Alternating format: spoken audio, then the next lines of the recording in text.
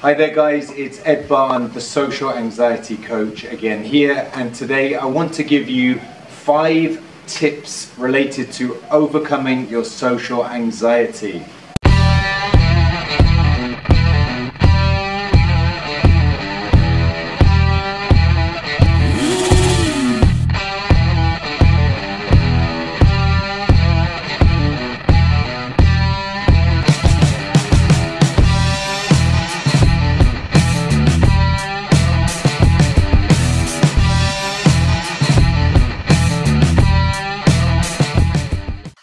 So you just saw me riding my motorbike around the rice fields of Bali there, and if you saw me on that motorbike, you might think, wow, that guy's quite a cool guy, or you might have thought, geez, what an absolute douchebag, but neither of those would actually have been correct, and you probably would not have thought, there goes a guy who struggled with mental health issues for most of his life.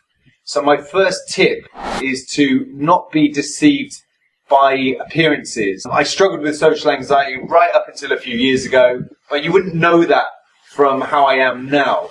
And people at the time didn't know because I concealed it well. And people probably don't know that you're struggling with social anxiety. And when you look at other people and you assume that they've got all their shit together and that they're fine and they're sorted and they're from good, stable backgrounds and all the rest of it, you may not be correct. So tip number 1 is do not be deceived by appearances. Don't assume other people have their stuff together because pretty much everyone is struggling with something. There's that great quote that says, be kind to everybody because they are all struggling. And don't assume that other people know what is going on with you because you probably conceal it far better than you think you do. And when you think you're having a really conspicuous panic attack or social anxiety attack, it probably has not been noticed and people probably just assume that you're a bit nervous, because I actually had social anxiety episodes when I was on film and it was not even apparent to others. So that is tip number 1. Tip number 2 is all about comfort zones and facing your fears. Now, I was riding that 250cc Kawasaki Ninja out there, but up until last year, when I would go on holiday, I would ride a 50cc automatic scooter and I would ride around like a little old lady, and I would look at guys on bigger bikes and think that's really cool, I would like to do that, but I'm actually scared. And I would also think it's really complicated, I can't do that. Riding a motorbike is not the sort of thing that someone like me can do. I had all these limiting beliefs around that kind of stuff, around riding a motorbike. So what I did is I thought, sod that, this is another comfort zone challenge, this is another thing that I want to address. And I got a 2-hour motorbike lesson, and in 2 hours, I learned how to ride a motorbike. I didn't have my license, but I understood how to ride one. So that when I came out here this time, I thought, yeah, I'm going to challenge myself, I'm going to get that good-looking Kawasaki Ninja, and I'm going to ride that. So I did it, I rented that bike as part of my continuing personal development and part of a comfort zone challenge. If you're not challenging yourself and doing comfort zone challenges, it could be going and asking for something in a department store. It could be saying good morning to a stranger on the street. It could be picking up the phone and making an appointment on the phone. It could be chipping into a conversation where you normally stay silent. It can be anything.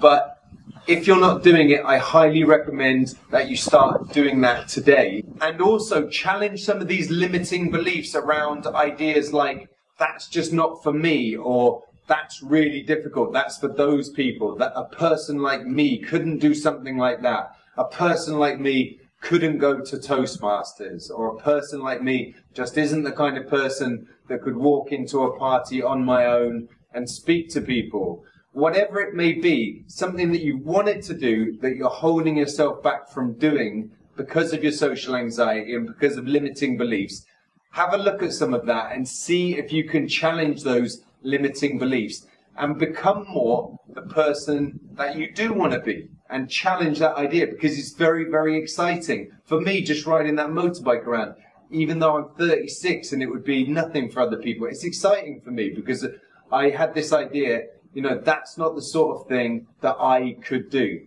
So that is tip number 2. Challenge your comfort zones. Challenge these limiting beliefs around these things where you think they're not for you. Tip number 3. Don't be afraid to say no, or to annoy people, or to even piss people off sometimes. As social anxiety sufferers, we spend most of our lives just people pleasing, going along with stuff, doing stuff that we don't even want to do because we can't say no. So part of the reason that I rented that loud, obnoxious bike, even though I'm in a very quiet, vegan, hipster backpacker area, was partly because I wanted to just draw a bit of attention to myself. And I can see the looks from some people. It seems like they're a bit disapproving. And I'm just enjoying that. I'm just like, yes, I'm not fitting in with the status quo as I always would have done in the past. I'm being a bit loud and a bit obnoxious on this bike. And I'm just enjoying that. And I'm not saying go out of your way to be horrible to people. You know, don't be rude and stuff. But just do what you want to do. And if it annoys people a little bit, just be comfortable with that and enjoy that, because it can be an exhilarating rush after you've spent your whole life going along with people and saying yes to everything, and even doing stuff that you don't want to do. Like, I would get myself into ridiculous situations just because I went along with stuff and just didn't say, no, sorry, I'm not comfortable doing that, that's not for me, whatever it is. So get used to just going against the grain a bit. Try that in whatever way it is, you know, whether it's sending back a coffee in the shop because it isn't hot enough, or whether it's just putting down some boundaries and saying, excuse me, you pushed past me there, do you mind? You know, dig your heels in a bit, be a little bit annoying, get used to saying no. It's very empowering, and it's very related to becoming a stronger person and overcoming social anxiety. Tip number 4 is try things that you thought were impossible for you. So as I said earlier, I never thought someone like me could ride a bike. It looks really difficult. I also speak Chinese, and I can now also surf because I've learned recently. And this is all because of this process in my 30s where I just thought, life is passing me by, I'm sitting on the sidelines, I'm struggling with social anxiety, I have to take action. And there were all these things that I thought were impossible. From the outside, they looked really difficult. But then when you actually just crack the ice, you realize it's not hard at all. Like I said, learning to ride a motorbike, I imagined that it was really complicated and would take years of practice. What was the reality?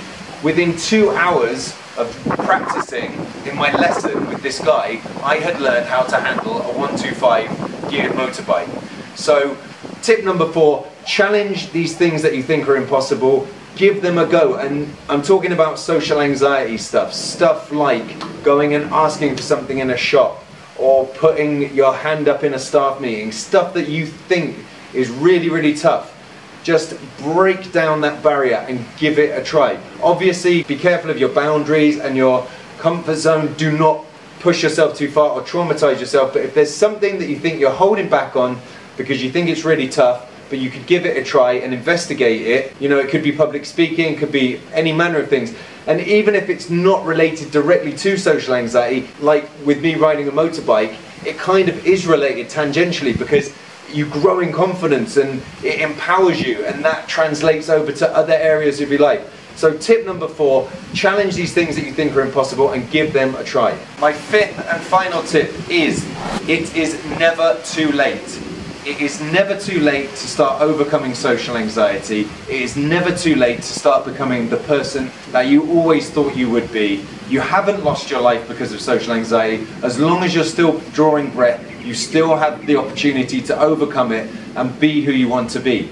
I didn't start taking action on social anxiety in a serious, programmatic way until I was 32 years old.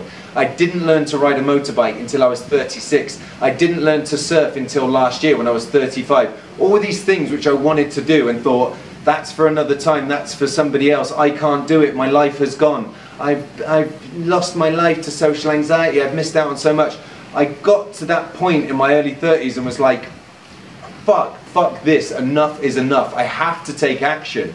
And what I've learned is it's never too late. I went on a surfing trip to Morocco. I met a great guy who was 59. In 2 years, he's learned to surf to a really good standard. You can see inspiring people around you all the time in all different avenues of life, doing different things at a later age, a more developed age, proving that it's never too late. So do not buy into this myth that if you're in your late 20s, you're in your 30s, you're in your early 40s, wherever you may be with social anxiety, do not just roll over and say, oh, well, it's beaten me, it's too late now, because I hear that from people, I see that on internet forums and other things, and it is self-defeatist bullshit. I can tell you from being 32 and turning my life around 180 degrees, building my own business, moving to Bali, learning to surf, learning to ride a motorbike, getting the woman of my dreams that I deserved and that I wanted, all of these things, it is possible. And this is not some cheesy personal development bullshit. I'm not selling you anything here. This is not some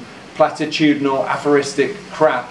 This is true fact. This is what's happened to me, and it can happen to you. It is never too late to be the person you want to be. I saw people riding surfboards, I saw people riding big bikes when I was younger, and I always wanted that to be me, but I believed up until my early 30s that my chance had gone. I'd lost my life to social anxiety, OCD and depression, and all the mental health issues that I had. I was from a fucked up family and had all these problems, and that just wasn't me. But that has not proved to be the case. You can take massive action. You can turn things around very, very quickly. It doesn't take 15 years to learn to ride a motorbike. It doesn't take a decade to learn to surf. It doesn't take 20 years to overcome social anxiety. You can go out there today and start taking concrete action in some way, and it will take you further forward than you imagined, I'm sure. And within a year, 2 years, 6 months, you can make massive, massive changes. Trust me, because I've done it and I've seen it, and I'm seeing it with people that I work with clients that I work with, and it happens, it's real. So don't buy into the self-defeatist bullshit. So that is my fifth and final point. It is never too late to overcome social anxiety and be the person that you want to be. So that's it for now, guys. I hope you found these 5 tips useful. Please try and go out and implement them. Let me know in the comments how that works out for you. And also, please make sure you subscribe to the channel and check out the suggested videos. And I'm going to speak to you guys very, very soon.